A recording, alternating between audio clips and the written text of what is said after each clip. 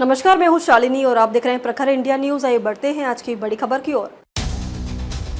BJP ने धर्मेंद्र प्रधान को बनाया बिहार का चुनाव प्रभारी। यूपी के इस बड़े नेता को दी अहम जिम्मेदारी। बिहार में होने वाले विधानसभा चुनाव की तारीख का ऐलान अक्टूबर में हो जाएगा। इस चुनाव को लेकर राजनीतिक दलों ने कमर कस ली है।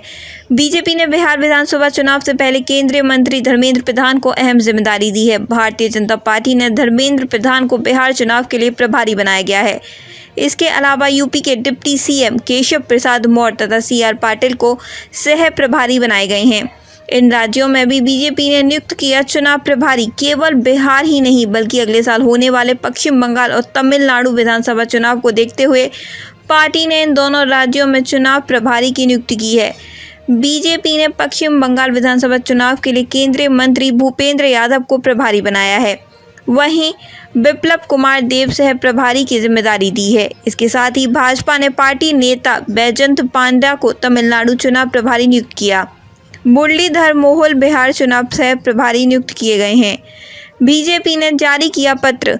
बता दें कि बीजेपी के राष्ट्रीय महासचिव अरुण सिंह की ओर से जारी किए गए पत्र के जरिए इन 3 राज्यों में चुनाव प्रभारी और सह प्रभारी की नियुक्ति की गई है।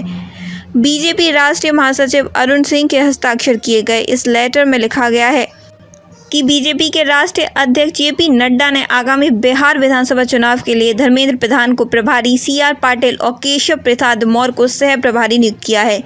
पत्र में लिखा गया है कि ये नियुक्तियां तत्काल प्रभाव से लागू की जाती हैं। अक्टूबर में होगा विधानसभा चुनाव की तारीखों का ऐलान। गौरतलब है कि नवंबर में बिहार विधानसभा चुनाव हो सकते हैं। वहीं 6 अक्टूबर के बाद कभी भी विधानसभा चुनाव की तारीखों का ऐलान किया जा सकता है।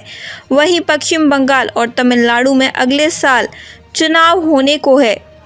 इससे पहले बीजेपी ने तीनों चुनावी राज्यों में चुनाव प्रभारी की नियुक्ति कर दी है। बिहार में एनडीए और महागठबंधन के बीच मुकाबला होना है।